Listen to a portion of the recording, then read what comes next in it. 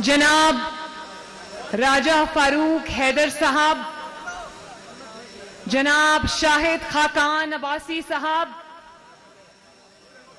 जनाब हफीजुर रहमान साहब, जनाब राजा अब्दुल कयूम साहब, जनाब राजा मजहर कयूम साहब और मुस्लिम लीग नून के उम्मीदवार राजा इब्रार हुसैन साहब और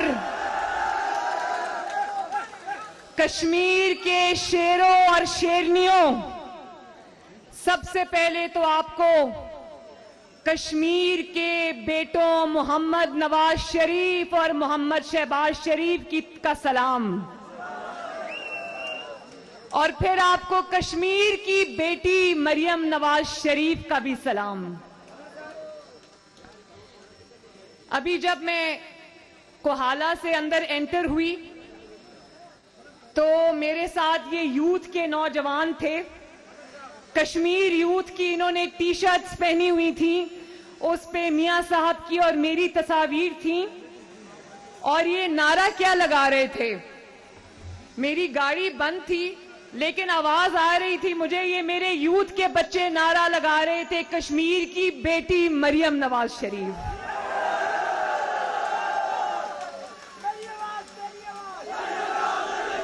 काजी को सुनाना चाहता हूँ, एक नारा लगाना चाहता हूँ।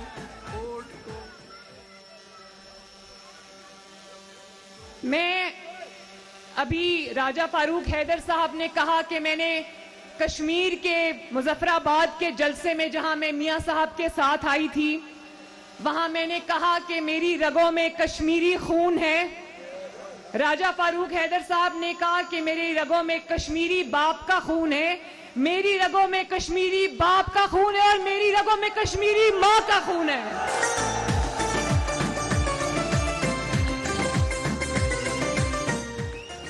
मेरा बाप भी कश्मीरी है, मेरी मां भी कश्मीरी है, मेरे दादा दादी नाना नानी सब कश्मीरी हैं। सरदार गिरे ऊंचे ऊंचे मीनार गिरे दीवान, और इस लिहाज से मैं आज अपने घर आई हूं। और आप जानते हैं कि मैं 12-13 दिन के लिए कश्मीर आई हूं। 12-13 दिन इंशाअल्लाह ताला मैं आपके साथ गुजारूंगी, आपकी भी सुनूंगी, अपनी भी सुनाऊंगी, कश्मीरियों के दुख दर्द भी बांटेंगे।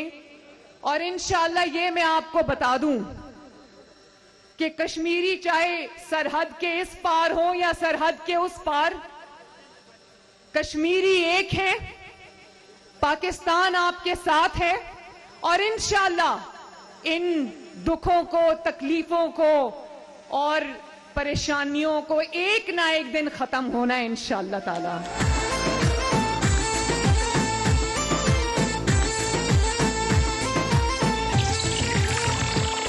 और कश्मीरियों के चाहे वो मकबूजा कश्मीर के कश्मीरी हो या वो आजाद जम्मू कश्मीर के कश्मीरी हो, कश्मीरियों की तकालीफ को, दुखों को इंशाअल्लाह खत्म होना है। और किसकी क़यादत में होना है?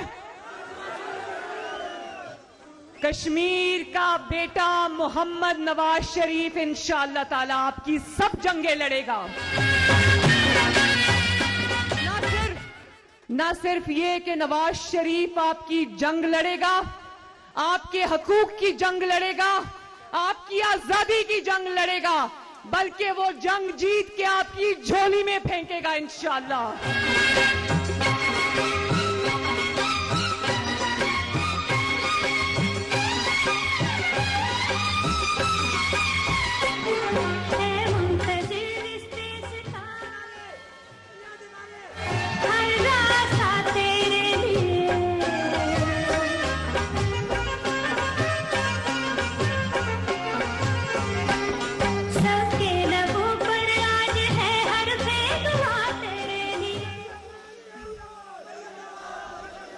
एक और बात मैं बताऊं, एक दिल की बात बताऊं।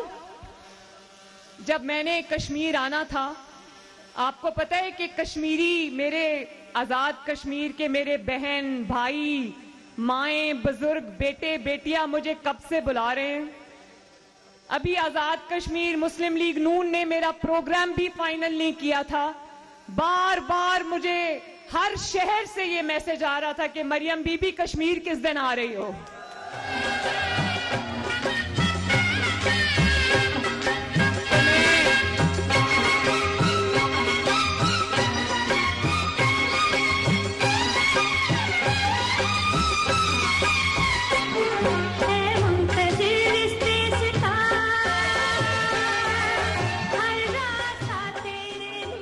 मुझे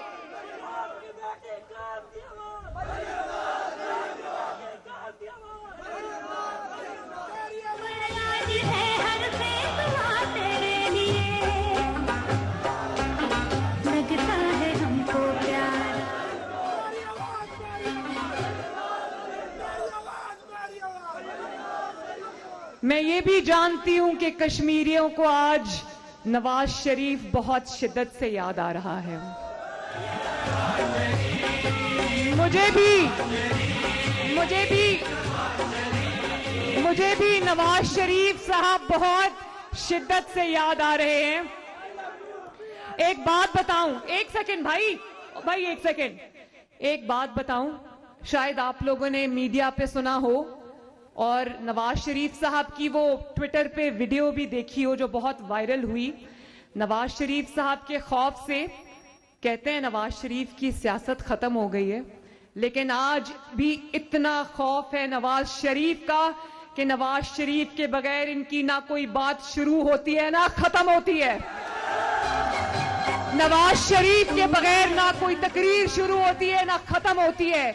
आज भी शुरू में भी नवाज शरीफ, दरमियान में भी नवाज शरीफ और आखिर में भी नवाज शरीफ। ये जरा बंद करें प्लीज, म्यूजिक बंद करें। और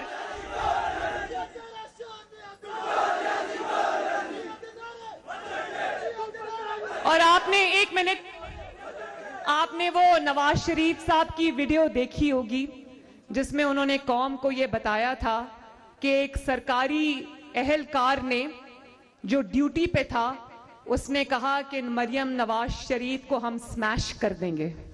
सुनी थी वो वीडियो, देखी थी वो बात, सुनी थी ना। तो जब इस तरह का एक उनके बहुत करता धरता की तरफ से ये थ्रेट मुझे आया तो जाहिर है आप सब लोगों में से कई लोग बाप होंगे और बेटियों के बाप होंगे, तो आप ये समझते हैं ना कि नवाज शरीफ साहब एक बेटी के लिए किस तरह से वो उनके दिल में शकूक शुबहात और परेशानी उमड़ आई। लेकिन उन्होंने मुझे कहा कि कल उन्होंने मुझे फोन किया और उन्होंने मुझे ये कहा कि बेशक मेरे दिल में वो बात है, एक वालिद के तौर पे मैं तुम्हारी जिंदगी और सेहत और सलामती के लिए डरता हूं, लेकिन तुम कश्मीर में जाओ, जरूर जाओ, कश्मीरियों से तुम्हें कोई खतरा नहीं है इंशाअल्लाह ताला। और मैं सबसे पहले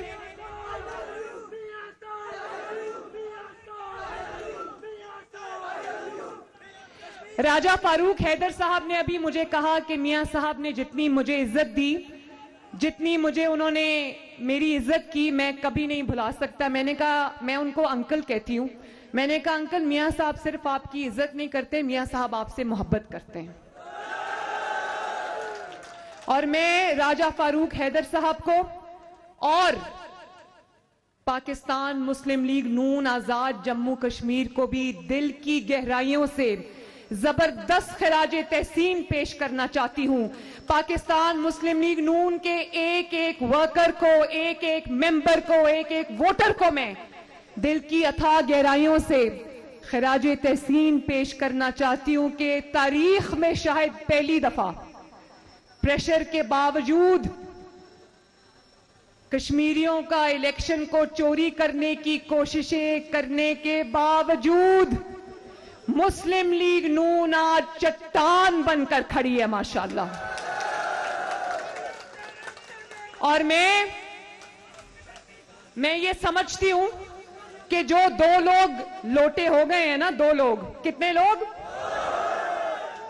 पहले इंतजार किया, हुकूमती हलकों की तरफ से मैंने उड़ती उड़ती ये बात सुनी कि मुस्लिम लीग नून को शायद आजाद कश्मीर में, क्योंकि झूठ बोलना तो इनके रग रग में शामिल है ना, तो मैंने सुना कि इन्होंने कहा कि मुस्लिम लीग नून को शायद कैंडिडेट्स नहीं मिल रहे। तो मैं आपको ये बताना चाहती हूं कि मुस्लिम लीग नून ने जब एप्लीकेशंस के लिए अनाउंसमेंट की और एप्लीकेशंस मांगी तो एक एक हल्के से 10-10, 20-20 एप्लीकेशंस मौसूल हुई माशाल्लाह।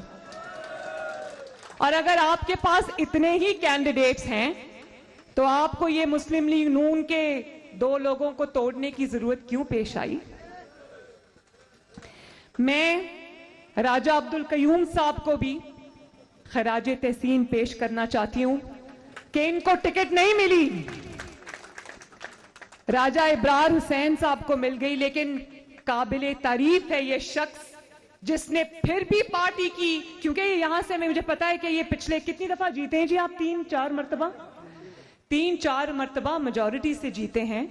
और इस तरह सीट की कुर्बानी दे देनी और फिर भी पार्टी की और कायद की आवाज पर लब्बैक करना बहुत बड़े दिल की निशानी है।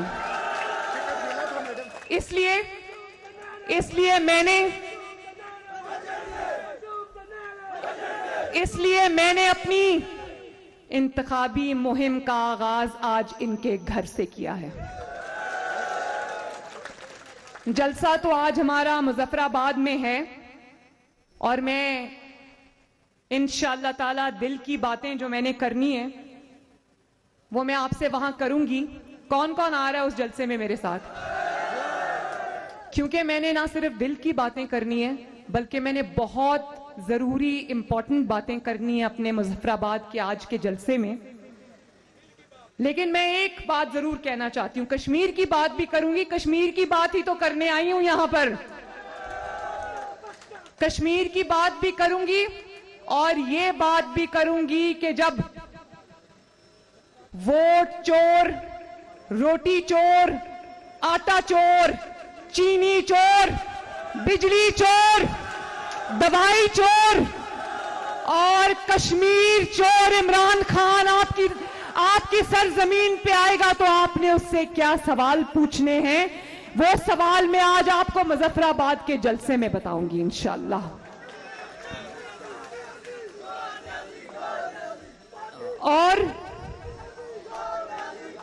और ये बताऊंगी कि नवाज शरीफ जैसे अवामी और मुंतखब वजीर आजम जिसकी दहलीज पर चलकर भारत के वज़ीर आजम आते हैं और एक ऐसा सिलेक्टेड जो वोट चोरी करके आता है, उसके दौर में भारत को इतनी हिम्मत हो जाती है कि कश्मीर की हैसियत ही वो बदल देता है।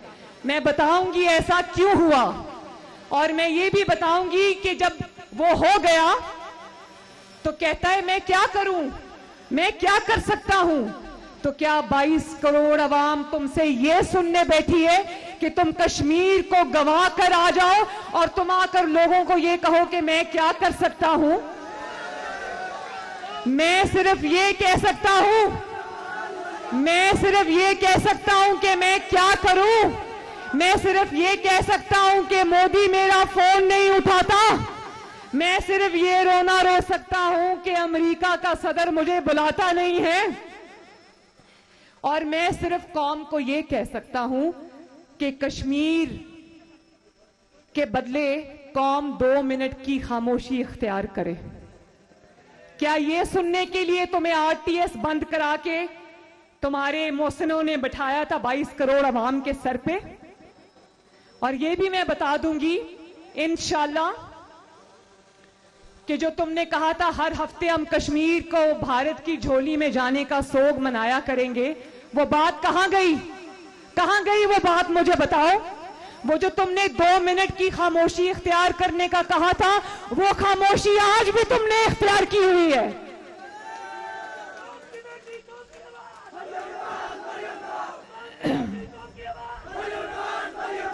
और आखिर में मैं एक बात करना चाहती हूं। बेटा 1 मिनट प्लीज। मैं एक बात करना चाहती हूं और वो बहुत जरूरी बात है। मैं एक बात करना चाहती हूं और वो ध्यान से सुनना मेरे भाइयों, मेरी आखिरी बात है। अगली बात मुजफ्फराबाद के जलसे में होगी। मैं ये कहना चाहती हूं कि जो लोग कश्मीर को चोरी करने के लिए कश्मीरियों के वोट पर नजरें लगाकर बैठे हैं, कान खोलकर सुन लो कि मुस्लिम लीग नून अब वो मुस्लिम लीग नून नहीं रही। मुस्लिम लीग नून को तुम्हारे हल्क से चोरी शुदा सीटें निकलवाने का हुनर आ गया है। मुस्लिम लीग नून के जवान, यूथ विंग, मुस्लिम लीग नून के वर्कर, मुस्लिम लीग नून के एमएनएज, एमएलएज, एमपीएज सब ये जान गए हैं कि वोट चोरी को किस तरह से रोकना है। डस्का का इलेक्शन याद है ना, जिसने 2018 में आरटीएस बिठाकर रातों रात अवाम का इलेक्शन चोरी कर लिया। आज 3 साल के बाद भी उसको इलेक्शन चोरी करने की जरूरत पेश आ रही है। नवाज शरीफ की आवाज को टीवी पर बंद करने की जरूरत पेश आ रही है। मैं ये बता दूं कि डस्का में जब तुमने इलेक्शन कमीशन का अमला ही अगवा कर लिया था ना, और तुम्हारे वीडियोस आए थे कि डब्बे और थैले उठा के तुम पतली गली से भाग रहे थे, अवाम ने तुम्हें यहां से पकड़ लिया था। और डस्का की